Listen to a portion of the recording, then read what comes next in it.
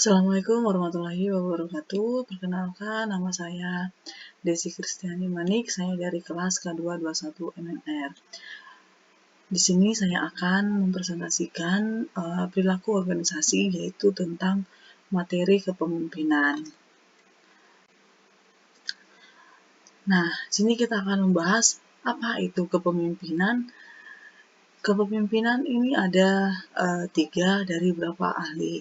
Yang pertama yaitu dia kegiatan dalam mempengaruhi orang lain untuk bekerja keras dengan penuh kemauan untuk tujuan kelompok. Ini menurut Jirji Peteri. Dan yang kedua yaitu kepemimpinan adalah kegiatan mempengaruhi orang lain agar ikut serta dalam mencapai tujuan umum.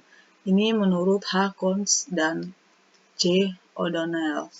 Dan yang ketiga adalah kepemimpinan sebagai pengaruh antar pribadi yang terjadi pada suatu keadaan dan diarahkan melalui proses komunikasi ke arah tercapainya suatu tujuan. Dan ini menurut R. Tannenbaum, Irving R. F. Masaryk. Kepemimpinan di sini adalah proses pengaruh mempengaruhi antar pribadi atau antar orang dalam situasi tertentu melalui proses komunikasi yang terarah untuk mencapai suatu tujuan tertentu. Jadi, di sini itu pemimpin itu bukan dibentuk, tetapi dilahirkan. Maksudnya pemimpin itu dibentuk, tetapi bukan dilahirkan, gitu. Adapun hakikat kepemimpinan yaitu pertama teladan, kedua ada seni, ketiga pengaruh dan penyebab perubahan, dan yang keempat ada relasi dan alat. Fungsi dari kepemimpinan yaitu yang pertama adalah fungsi perencanaan. Fungsi perencanaan ini membantu berbagai proses pengambilan keputusan yang paling baik dan sesuai dengan tujuan utama perusahaan. Fungsi mengambil keputusan. Fungsi mengambil keputusan ini maksudnya proses membuat keputusan atau memilih tindakan yang akan diambil dari beberapa alternatif yang tersedia. Adapun fungsi pengembangan loyalitas maksudnya memberikan teladan baik dalam pemikiran, kata-kata, atau tingkah laku sehari-hari. Fungsi memandang ke depan yaitu mampu meneropong apa yang akan terjadi serta selalu waspada terhadap segala kemungkinan. Adapun fungsi pemeliharaan yaitu mengupayakan agar mesin atau alat produksi itu bisa selalu beroperasi seoptimal mungkin sesuai dengan yang dibutuhkan. Adapun fungsi pengawasan yaitu menetapkan apa yang harus dicapai serta tahapan untuk mencapainya.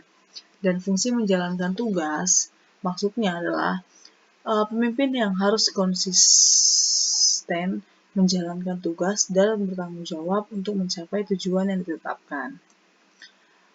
Ada beberapa tipe kepemimpinan. Yang pertama yaitu autocratic leader. Autocratic leader ini yaitu pemimpin yang menjadi pusat perencanaan, pembuatan keputusan, pengawasan, dan pengarahan. Dan yang kedua yaitu ada participate leader. Participate leader adalah pemimpin yang berkonsultasi, mengumpulkan data, suportif, dan bijaksana. Dan yang terakhir adalah free rein leader, pemimpin yang mendelegasikan wewenang. Ada beberapa gaya kepemimpinan. Yang pertama yaitu participating. Participating ini maksudnya dia mengarahkan rendah tetapi mendorong tinggi. Dan yang kedua yaitu ada consulting. Consulting ini yaitu mengarahkan tinggi dan mendorong tinggi. Dan yang ketiga adalah delegation. Delegation ini yaitu mengarahkan rendah dan mendorong rendah. Dan yang terakhir ada gaya kepemimpinan seperti telling. Telling ini yaitu mengarahkan tinggi dan mendorong rendah. Ada beberapa karakteristik kepemimpinan. Pertama yaitu pemaksa. Pemaksa di sini yaitu senang menghukum tapi tidak suka memberi penghargaan.